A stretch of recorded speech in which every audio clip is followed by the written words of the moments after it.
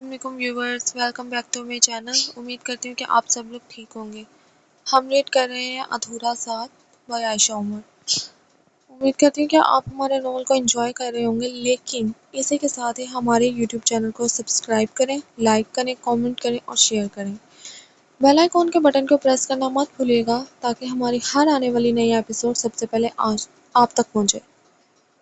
So let's start. Humna نے فوراً نظریں چرا لی۔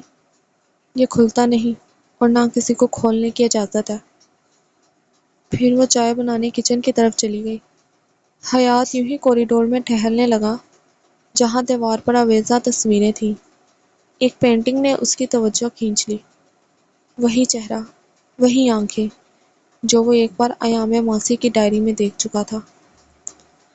اور اسی لمحے اس بند دروازے کے پیچھے سے کسی کے رونے کی دھیمی آواز آئی، ایک ٹوٹا ہوا سا سانس، جیسے کوئی برسوں سے سسکیاں چھپا رہا ہو۔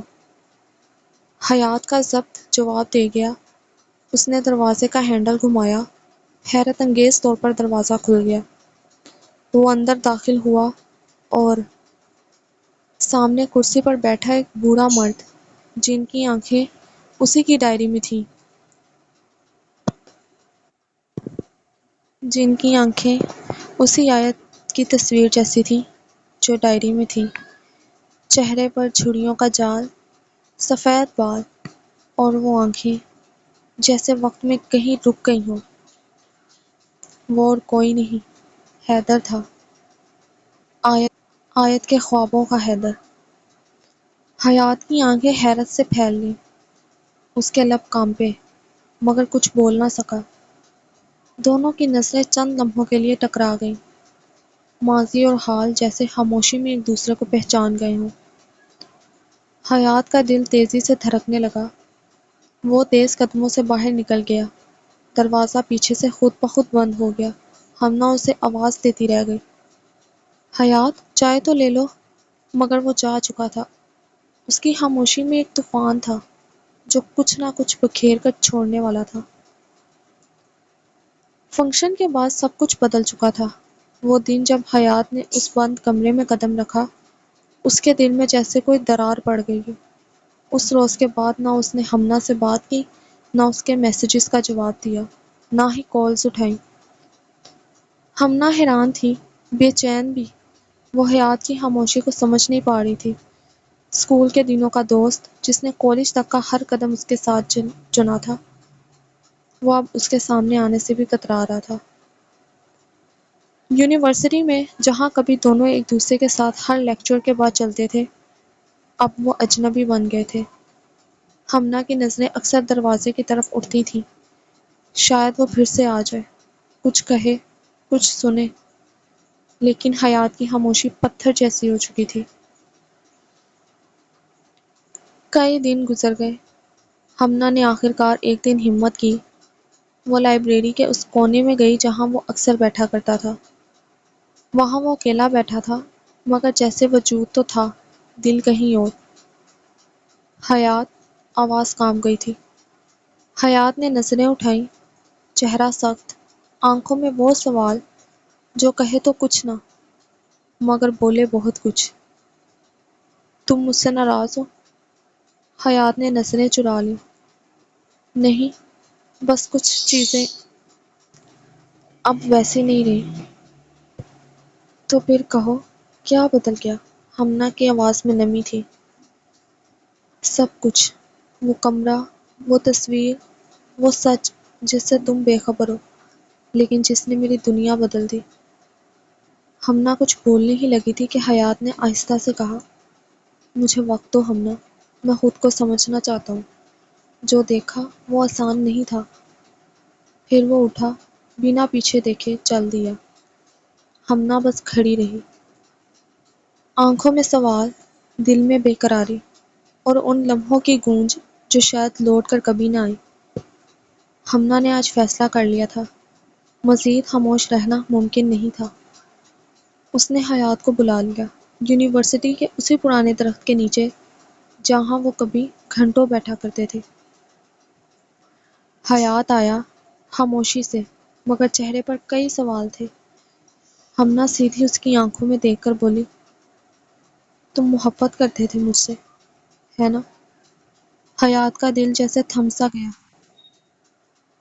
اس نے پلکیں جھکا لی، کچھ کہنا چاہا مگر زبان ساتھ نہ دے سکی.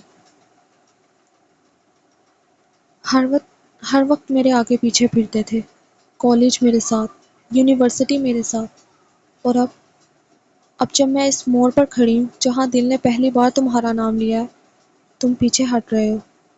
حیات نے گہرا سانس لیا. ہمنا، میں نہیں، وہ بول پڑی، آواز بھر آ گئی. اب کچھ مت کہو حیات، تم جانتے ہو نا، اب پہلی بار میں نے خود کو تمہارے لیے بدلتے پایا ہے. دل نے پہلی بار تمہیں اپنا کہا ہے، اور تم پیچھے ہٹ رہے ہو. اس کی آنکھوں سے آنسو بہنے لگے تھے مگر الفاظ رک نہ پائے.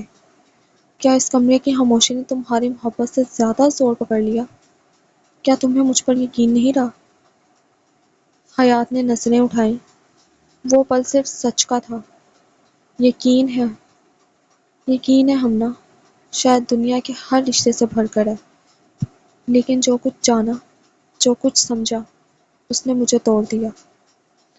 ہمنا آہستہ سے بولی، پھر ٹھیک ہے، تم جو چاہو کرو، لیکن یاد رکھنا تم نے مجھے اس لمحے چھوڑا جب میں تمہیں اپنی دعا کا حصہ بنانے لگی تھی. اور وہ پل ان دونوں کے درمیان ایک خاموش فاصلہ چھوڑ گیا جسے صرف سچائی یا محبت بڑی قربانی ہی پا سکتی تھی. 3 دن ہو چکے تھے ہمنا یونیورسٹی نہیں آئی تھی. پہلے دن حیات نے خود کو روکا، دوسرا دن گزرا تو دل میں بے چینی نے ڈیرے ڈالے، اور تیسرے دن جیسے صبر کا دامن چھوٹنے لگا. لائبریری میں بیٹھا تھا، کتاب کھلی تھی مگر نگاہیں ہر گزرتے لمحے دروازے کی طرف اٹھتی تھی. ہمنا آج بھی نہیں آئی، دل نے بے اختیار کہا. تبھی صبا پاس آ کر بیٹھی، چہرے پر سنجیدگی تھی. حیات، تم سے ایک بات کرنی تھی. حیات نے فوراً چہرہ اس کی طرف موڑا. ہمنا کیسی ہے؟ وہ ٹھیک تو ہے نا؟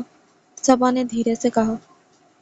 وہ بیمار ہے، بخار میں تپ رہی ہے، 3 دن سے بستر پر ہے، اور کسی سے بات بھی نہیں کر رہی. یہ سننا تھا کہ حیات کا چہرہ جیسے زرد پڑ گیا. کیا؟ کس نے بتایا کیوں نہیں؟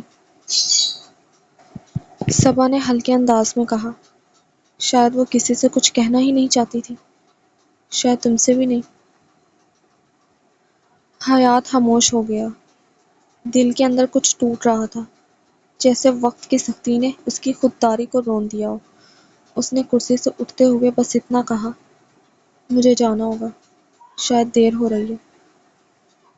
بارش ہلکے ہلکے برس رہی تھی، سڑکیں بھیگی ہوئی تھی، اور حیات کی سوچیں ہمنا کی حالت کی طرح بوجھل تھی. وہ تیز قدموں سے ہمنا کے گھر کی طرف بڑھ رہا تھا. ویورز، یہ تھی ہماری ادھورا ساتھ بائی عائشہ عمر کا دوسرا ایپیسوڈ. امید ہے کہ آپ کو یہ ناول پسند آئے گا. اپنا اچھا فیڈ بیک دیجیے گا. شکریہ.